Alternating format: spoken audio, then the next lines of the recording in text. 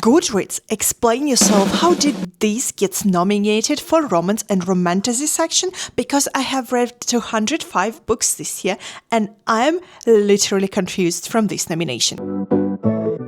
Hi everyone, it's Maria, your friendly 200 books a year romance and romantasy girl, and today we need to talk because the Goodreads Choice Awards just dropped their Romance and Romantasy categories for 2025 and I can't believe some of the books they put on that list. Not shocked, not surprised, just really confused. And listen, if you want honest reactions, spicy opinions and someone who actually reads these genres instead of just scrolling through BookTok, hit subscribe. I post weekly and we don't do the fake hype here. Before we scream about these nominations, let's quickly talk how Goodreads even picks these books, because yes, there is a system behind it. Goodreads Choice Awards launched back in 2009 as people's vote competition. Cute idea, but here is the thing. They are owned by Amazon and nominees aren't just the highest reading books. They are chosen behind the scenes using popularity, engagement on Goodreads, number of ratings, publisher submissions and trends on Amazon and BookTok. So no, it's not the best of the year. This is the most talked about on the internet and publishers pushed it award, which explains a lot of what we are about to discuss today. Okay, Romantasy category first. My genre, my home,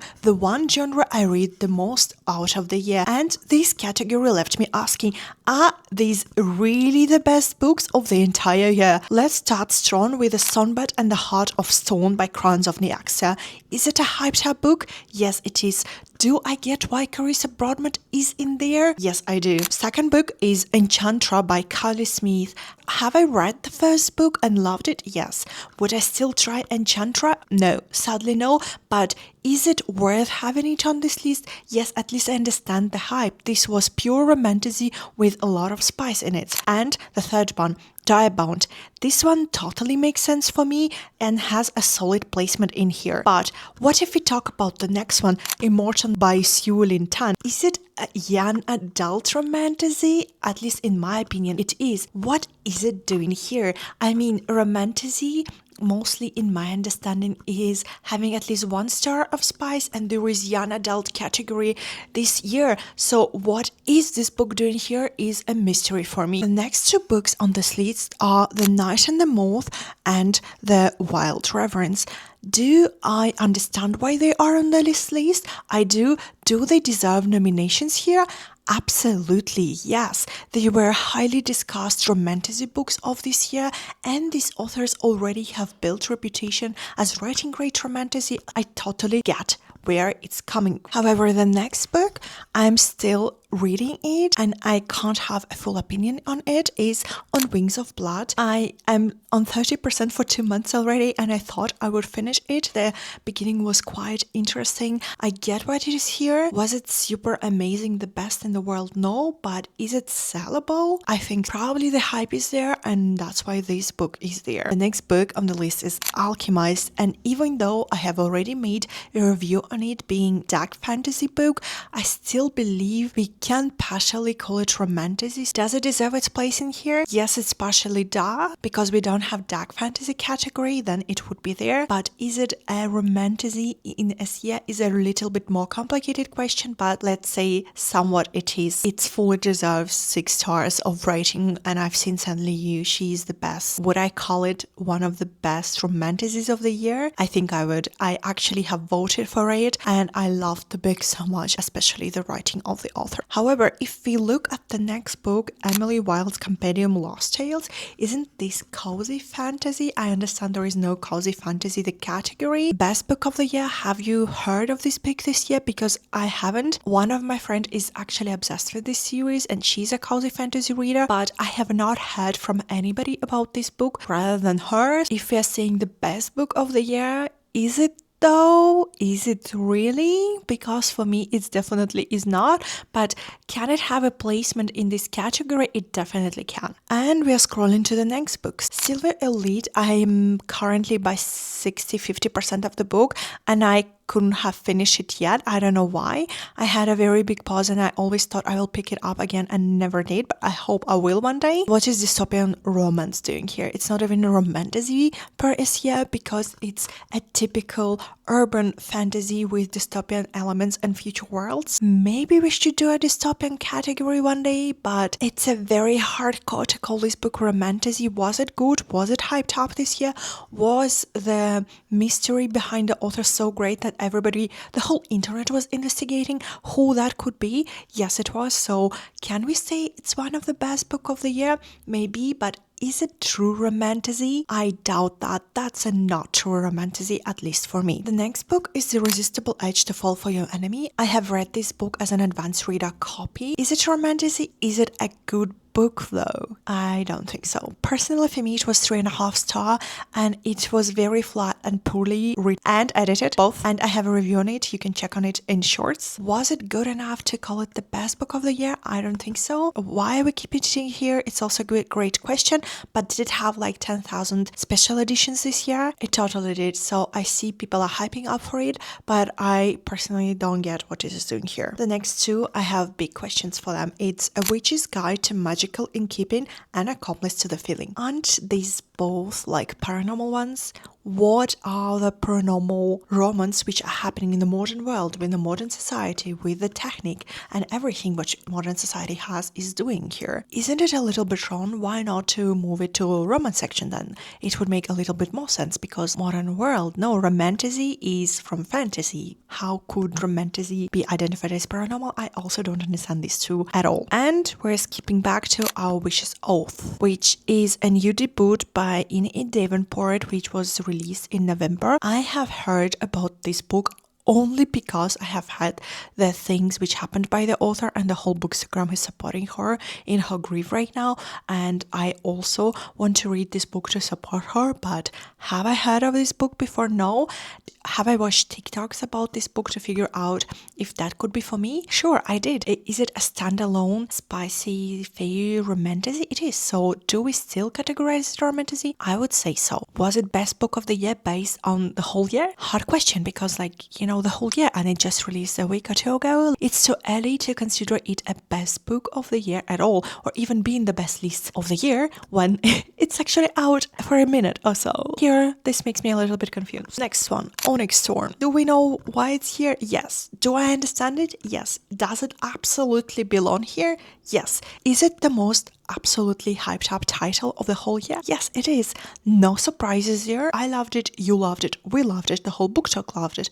Do we all wait for book 4? Yes, we do. Totally romantasy, totally belongs here. And the next one is Made by L.A. Hazelwood. And I again have a question here. What the paranormal is doing here? Because this is a total paranormal book by L.A. Hazelwood and I actually tried audiobook of it and I don't know, I was not super into it. Would I consider it romantasy? Absolutely not. What is it doing here? No idea. Would I call it one of the best books of the year? Also not. What are we doing with it here? Why do we need to keep this book here? No idea. There are already so many paranormal books, by the way, till now. Why didn't you do a new whole category for this paranormal then? Paranormal is not considered romantasy. Just a thought for you, Goodreads, for next year. The next book is The Wrath of the Fallen. This book is definitely a pure romantasy book. I have not read the series yet, but is it the most hyped up series I have heard of this year? It totally is. Would I totally consider it romantasy? I totally would. And the last two are Rose in Chains and Shield of Sparrows. Rose in Chains, DNF'd by 60%, was not great at all. I didn't deserve the nomination in my place because it's really dark and gruesome, and romantasy, in my opinion, deserves a happily ever after, and world building here was neither. She was clueless about everything what is going on and was pretending to be the best and saving all of them, but she was not. It was, in my opinion, poorly advertised as romantasy because it is not a romantasy in this context. It is dark fantasy, and it being here is very, very surprising for me. More like I know the hype, but I don't understand why we are considering it one of the best books in the year. At least Alchemist had perfect writing. I was immersed in this whole world. There was a lot going on beside the gruesome story. What is going on here beside the gruesome story? In my mind, nothing goes at all. There is nothing going on in this book. This is, oh, it was a fanfic. I liked it and I decided to publish a book thing, but not like it was a very good build single story in this case, sadly not. And Shield of Sparrows, I was already twice recommended to read it, and I will read it. Is it the most second hype type book after Onyx Storm this year? It totally is. Does it deserve its place here? It does. And the last one, Bonds of Hercules. Have I read it recently and have liked it immensely that I rated it 6 star of October? I totally did. Do I like Jasmine Maas and I would read any book by Jasmine Maas? I totally would. It was amazing. It's totally worth the hype. It totally deserves its category, not like so many other books in this nomination. Can we talk about diversity? Where is it? Why is this list 90% the same hyped up titles everyone has seen on TikTok this year, whereas smaller authors who delivered actual masterpieces this year, for example Ravenminder or Bitten or What Fury Brings? If Goodreads belongs to Amazon, can they also maybe highlight some smaller titles?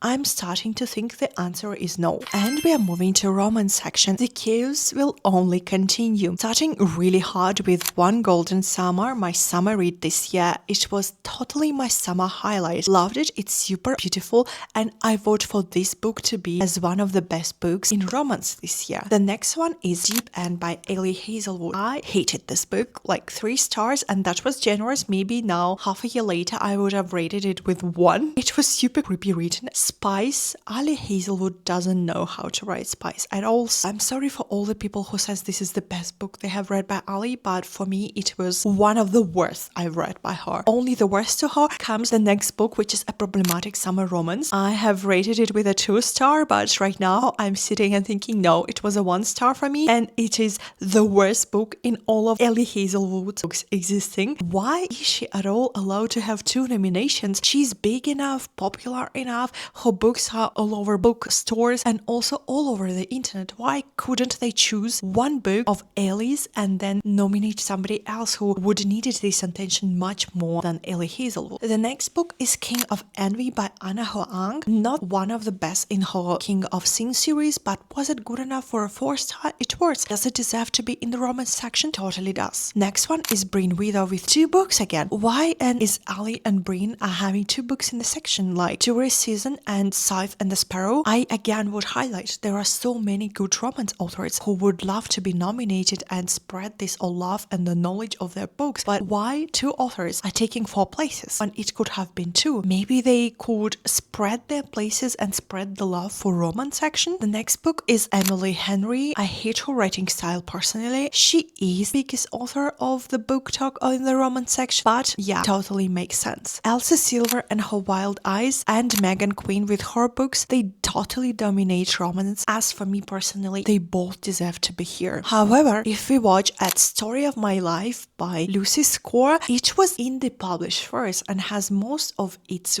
ratings based on the indie version of the book, and it was only republished this year. Why is it here? Who has really had any review of this book this year? Anybody? Silence? Because I have not. I've seen the covers, I've seen people maybe making a photo of this new nice pages from the works, but is it a good book? Have you heard of it? Have you known that it's one of the best books this year?